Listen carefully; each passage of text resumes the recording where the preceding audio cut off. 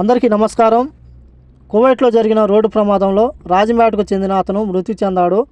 వివరాల్లోకి వెళితే అన్నమయ్య జిల్లా రాజంపేట మండలం ఎర్రబల్లి గ్రామానికి చెందిన కోమాత లింగమయ్య 48 సంవత్సరాలు. కువైట్లోని ఖైతాన్ ప్రాంతంలో ఒక ఇంట్లో డ్రైవర్గా పనిచేస్తూ ఉన్నాడు. ఈ నేపథ్యంలో గత నెలలో 5వ నెంబర్ రోడ్డులో తన కువైటీతో కలిసి కారులో వెళ్తూ ఉన్నాడు. ఈ నేపథ్యంలో ఒక లారీ టైలర్ ఏదైతే ఉందో కారును ఢీకొనడంతో కువైటీ అక్కడికక్కడే మృతి చెందగా లింగమయ్య చావు బ్రతుకుల మధ్య పర్వానియా హాస్పిటల్లో చికిత్స పొందుతూ ఈ నెల 22వ తేదీన మరణించాడు.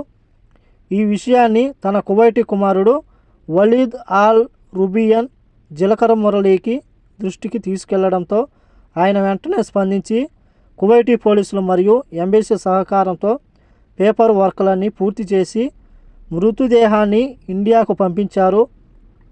అలాగే చెన్నై ఎయిర్పోర్ట్ నుంచి ఏపీఎన్ఆర్టీఎస్ ఉచిత అంబులెన్స్ ద్వారా లింగమయ్య గారి మృతదేహం స్వగ్రామానికి చేరుకుంది. జిలకర మురళీ రాయల్ గారు కువైటీతో మాట్లాడి టికెట్కు బాక్స్కు అయ్యే ఖర్చు, దానా సంస్కారాలకు అయ్యే ఖర్చు ఏదైతే ఉందో కువైటీతో మాట్లాడి ఏర్పాటు చేయించడం జరిగింది.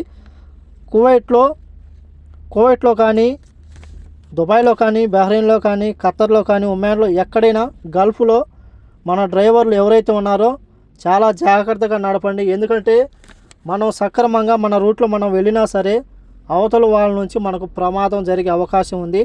అందుకని చాలా జాగ్రత్తగా డ్రైవ్ చేయండి. అందరూ బాగుండాలని ఆ దేవుణ్ణి అయితే ప్రార్థిద్దాం. అలాగే లింగమయ్య ఆత్మకు శాంతి చేకూరాలని దేవుని ప్రార్థిద్దాం. ఈ వీడియో నచ్చితే లైక్ చేయండి, షేర్ చేయండి, సబ్స్క్రైబ్ చేసుకోండి. నెక్స్ట్ వీడియోలో మళ్ళీ కలుద్దాం. జై హింద్.